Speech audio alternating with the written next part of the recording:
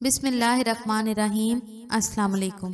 ایک مرتبہ رسول اللہ صلی اللہ علیہ وآلہ وسلم مسجد میں تشریف فرما تھے اور لوگ آپ صلی اللہ علیہ وآلہ وسلم کے ارد گرد بیٹھے ہوئے تھے کہ 3 آدمی وہاں آئے۔ ان میں سے 2 رسول اللہ صلی اللہ علیہ وآلہ وسلم کے سامنے پہنچ گئے اور ایک واپس چلا گیا۔ راوی کہتے ہیں کہ پھر وہ دونوں رسول اللہ صلی اللہ علیہ وآلہ وسلم کے سامنے کھڑے ہو گئے۔ اس کے بعد ان میں سے ایک نے جب مجلس میں ایک جگہ کچھ گنجائش پائی تو وہاں بیٹھ گیا اور دوسرا اہل مجلس کے پیچھے بیٹھ گیا اور تیسرا جو تھا وہ لوٹ گیا۔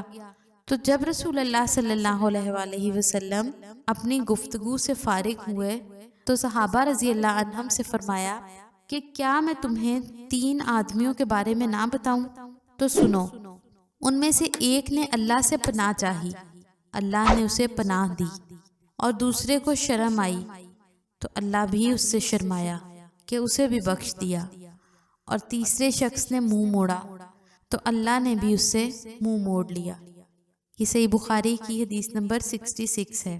ویڈیو اچھی لگے تو اس کو لائک اور شیئر ضرور کریں اور ہمارے چینل اسلامک پورٹل کو ضرور سبسکرائب کریں۔